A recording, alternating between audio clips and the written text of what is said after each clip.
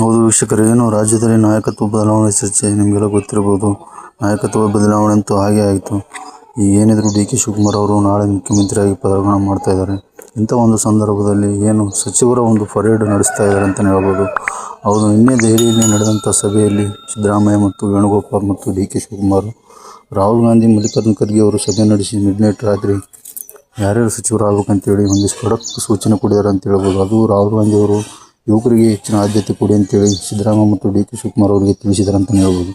ಈ ಮೂಲಕ ರಾಹುಲ್ ಗಾಂಧಿ ಅವರು ಎಷ್ಟು ಯುವ ಜನರಿಗೆ ಜಾಸ್ತಿ ಒಂದಿಷ್ಟು ಅವಕಾಶ ಕೊಡಲಿಕ್ಕೆ ಒಂದಿಷ್ಟು ದಾರಿ ಮಾಡಿಕೊಟ್ಟಿದ್ದಾರೆ ಅಂತಲೇ ಹೇಳ್ಬೋದು. ಹಂಗಾಗಿ ಯಾರ್ಯಾರು ಕಾಂಗ್ರೆಸ್ ಪಕ್ಷದ ಕಾರ್ಯಕರ್ತಿದ್ರೆ ನಮ್ಮ ಒಂದು ಚಾನಲ್ನ ಸಬ್ಸ್ಕ್ರೈಬ್ ಮಾಡ್ಕೊಂಡು ಲೈಕ್ ಮಾಡಿ, ಆದಷ್ಟು ಈ ವಿಡಿಯೋನ ಶೇರ್ ಮಾಡಿ ವೀಕ್ಷಕರೇ, ಕಾಮೆಂಟ್ ಮಾಡಿ.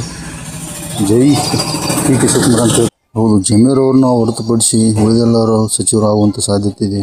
ಸಂತೋಷ್ ಲಾಡ್ ಆಗಿರ್ಬೋದು, ಅಥವಾ ಕೃಷ್ಣ ಬೈರೇಗೌಡ ಆಗಿರ್ಬೋದು, ಸತೀಶ್ ಜಾರಕಿಹೊಳಿ, ಪರಮೇಶ್ವರ್, ಈ ರೀತಿಯಂಥ ಹಲವು ಸಚಿವರು, ಚಲುವರಾಯಸ್ವಾಮಿ, ಈ ರೀತಿಯಾದಂಥ ಹಲವಾರು ಸಚಿವರು ಏನು ಸಿದ್ದರಾಮಯ್ಯ ಸಂಪುಟದಲ್ಲಿ ಏನು ಸಚಿವರಾಗಿ ಕಾರ್ಯನಿರ್ವಹಿಸಿದ್ರು, ಇಂಥ ಒಂದು ಸಂದರ್ಭದಲ್ಲಿ ಅವರನ್ನು ಕೂಡ ಮುಂದುವರಿಸುವಂಥ ಸಾಧ್ಯತೆ ಇದೆ. ಹಾಗಾಗಿ ಎಲ್ಲರನ್ನೂ ಕೂಡ ಸಚಿವರಾಗಿ 10 ಮಂದಿ ಸಚಿವರಾಗಿ ಡಿ ಕೆ ಶಿವಕುಮಾರ್ ಪ್ರಮಾಣ ವಚನ ಕಾರ್ಯಕ್ರಮದಲ್ಲಿ 10 ಮಂದಿ ಸಚಿವರಾಗಿ ಪ್ರಮಾಣ ವಚನ ಸ್ವೀಕರಿಸ್ತಾರೆ.